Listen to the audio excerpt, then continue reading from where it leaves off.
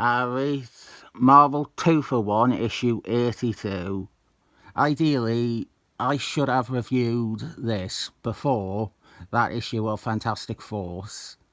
I do like to keep it tidy and not do a dozen stories at once where you cannot keep track of which is which. Small blunder on my behalf, but it is at least Marvel 2 for 1, not Fantastic Force.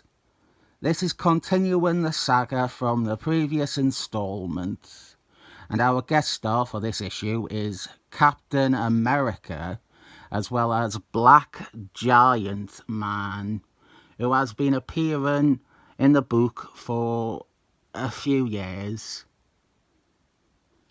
The Thing, he has been infected with a deadly bioweapon, a radioactive virus called Virus X.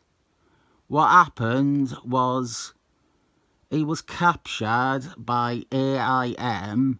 and exposed to their newest weapon, Virus X. But with the help of Seaman and an army of homeless people, they were able to shut down the base and free the homeless people who were going to be test subjects for Virus X. Even though they saved them, Thing was still incubating the virus inside his body. This is by Tom Falcon and Don Wilson, and here is Captain America, the best superhero in all the world of all time, ever. If kindness is the new punk rock, Captain America is Sid Vicious. It is through Captain America where I get the most out of this story, with A.I.M. as our villains, with Captain America in this one and Seaman in the first part. I gravitate towards thinking of it as an extra Captain America adventure published alongside his solo title. I mean, sure, Thing is the central character and he is dying from the effects of Virus X. But Captain America, I like Captain America. A.I.M. are regular Captain America villains. I can think of it as a Captain America story if I want Mr. Complainer. If you're keeping track at home, this was around about the time of the Celluloid Heroes story with Red Skull Man and Ameridroid, and the second No Man, Edward Furball. And then the issue that's part of the Yard Man with the tiny yellow car saga, it fits in somewhere around then, start of Jim Tomatis' run on Cap. There's some very dapper looking street punks in this introductory bit, and then Captain America saves an alien Thing from this gang who were more than likely planning to gang rape him anally. They were going to gang rape Thing in the anal cavity. Captain America then takes Thing back to Fantastic Force headquarters, where Mr. Fantasticals and Black Giant Man, who is there for some reason, can give him a checkup. I am sure I did some praise of Don Wilson in part 1, when Don Wilson was on a good book, when he was on something he was into. Marvel 2 for 1 is a great one for him. He was really good. There's a lot of Don Wilson work where it's a bit bland or forgettable, but he is having a lot of fun on Marvel 2 for 1. He is getting to draw a variety of characters and indulge some unabashed reverence for the greats. Jack Quimby often. Mr. Fantastical's lab is perfect Jack Quimby nutty science. I am going to say something here that might be controversial, but now, about 5 seconds after thinking of it, I reckon most of you will agree. The Thing was not an upgrade. Relaunching the series as an actual Thing solo book was not better. We kept Don Wilson. We had him for most that book until the very end, but it wasn't better. In the 80s, they just turned away from the team-up books. Spider-Man Team-Up ended at 150 and was replaced with another solo Spider-Man title. The Bold and the Beautiful was gone for Batman and the Insiders. Another good example of not an improvement over what came before. DC Comics Presents ended with the Christmas on Infinite Earths. But as I did discover when I got them, Jason Byrne at least tried to keep its spirit alive in action and comics for a few years, but even that went away in favour of the anthology format and then eventually becoming another solo Superman title. World's Finest, they didn't even bother replacing that one, they just ended it. Team-ups have a great universal appeal. Not every team-up is brilliant, but you can have good, fun, armless team-up stories. Or sometimes you can even have a one that turns you onto a character you never thought much of before. The biggest hurdle for team-up books is they can feel inconsequential. There's not much continuity between the stories, and that is by design. Although Marvel 2 for one had been doing continuity since Marky Mark J and Daniel LaRusso took over. We have ongoing subplots. Thing's sickness is a quick, done-in-two plotline, but Black Giant Man has also been dying of radiation poisoning for about 30 issues now. That is where we have some objectively bad continuity. Last issue featured a cutaway to Black Giant Man, where he had passed out, he had collapsed from his illness, and it was presented like, is this the end of Black Giant Man? No, he's fine in this. There's no actual reference to that scene from last issue. Thing begins mutating. The virus is eating him up from the inside. It is affecting his cellular structure, causing him this metamorphosis.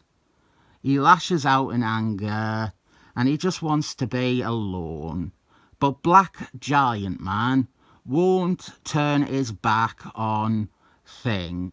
Thing was there to help him when he was ill, so Black Giant Man will do the same for Thing.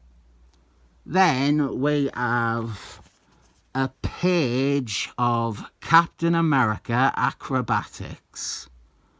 He is going in search of A.I.M, because he reckons they will have also invented an antidote to their virus.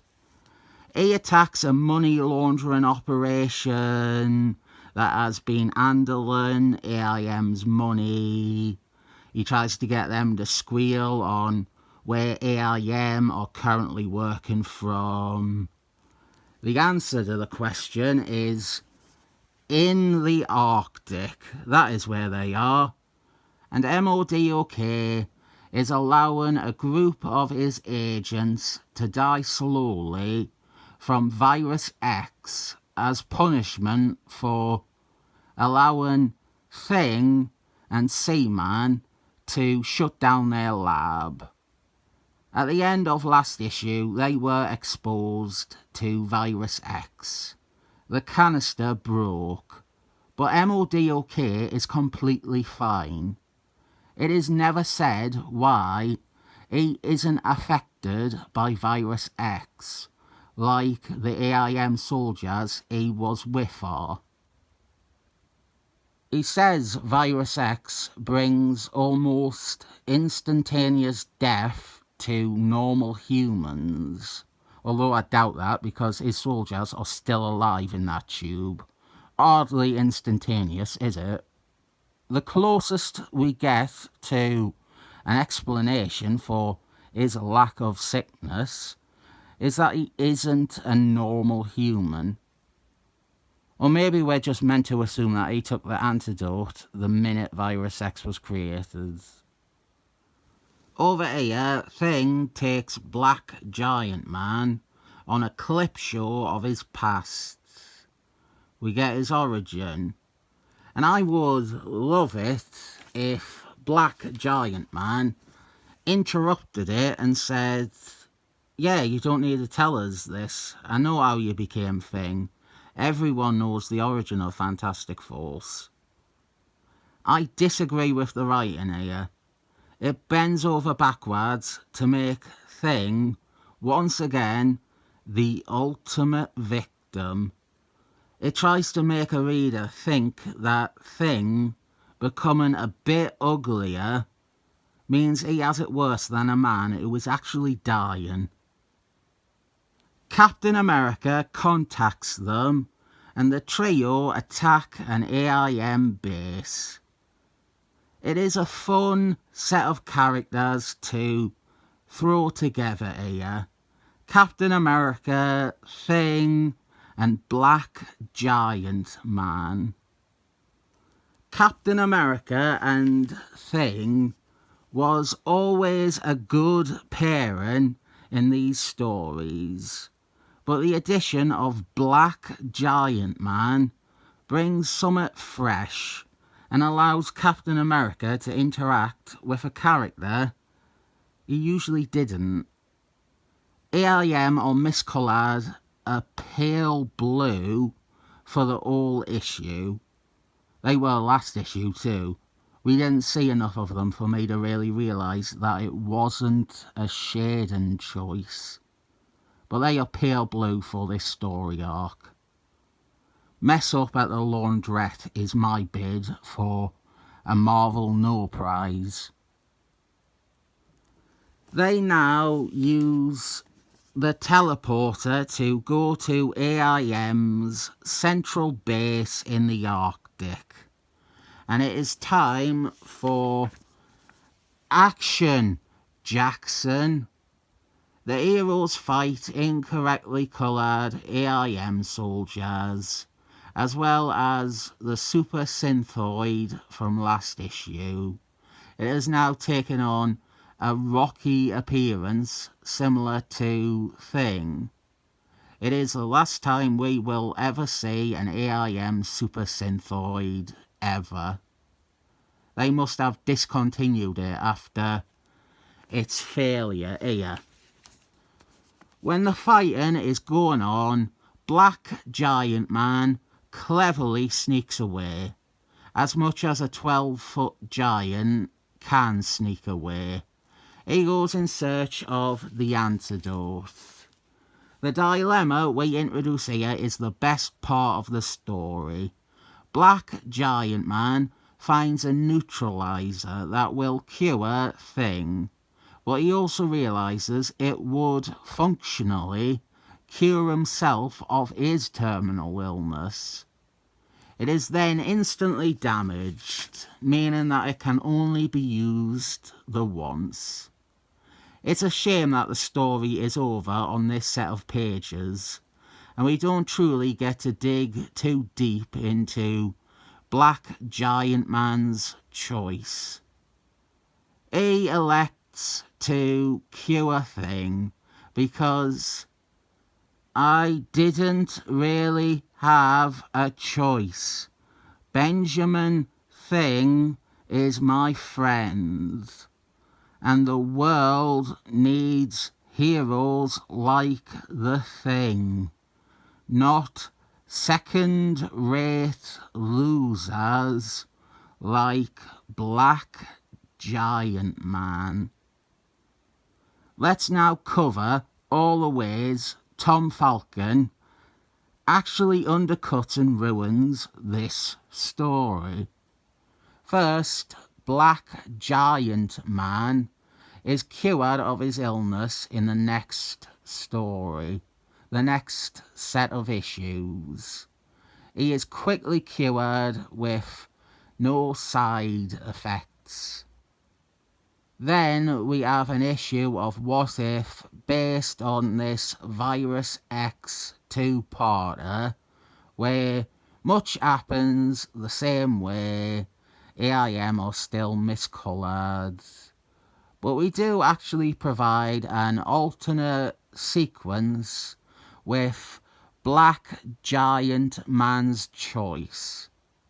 I will give it props for realising there was more there. He tests the neutralizer on himself the minute he finds it, but by doing that, he is too late to save Thing, who has mutated further.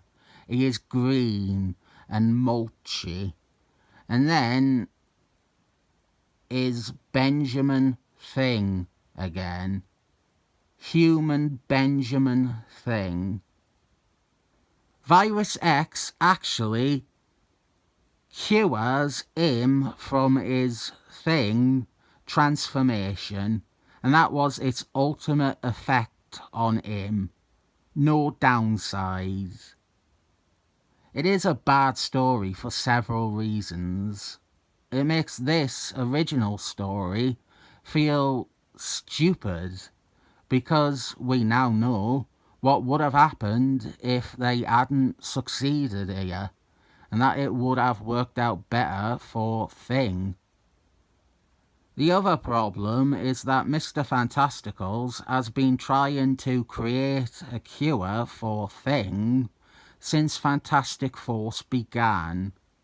He has been unable to, but A.I.M were able to inadvertently do so. Black Giant Man then joins Fantastic Force in that reality. He takes Thing's spot. I enjoy the team-up action, and there is a pearl of a good idea with Black Giant Man's selfless sacrifice. That issue of What If, however, invalidates too much of this. I know some people will say that is a different reality. Virus X might not have worked the same in the main Marvel universe, but Marvel still published a story based on this, where the twist is that Virus X was a functioning cure for Benjamin Thing. That is the only confirmed result of what Virus X would have done to him. Even if we ignore the What If issue, Tom Falcon does the same level of circumventing any point with Black Giant Man getting another unrelated miracle cure in the very next story. It is partly the perils of him making it up as he went along, but anything beyond armless superhero action from this story is rendered as inconsequential as some of the earlier team-up stories. I therefore must affix a 7 thumbs up to Marvel 2 for 1 82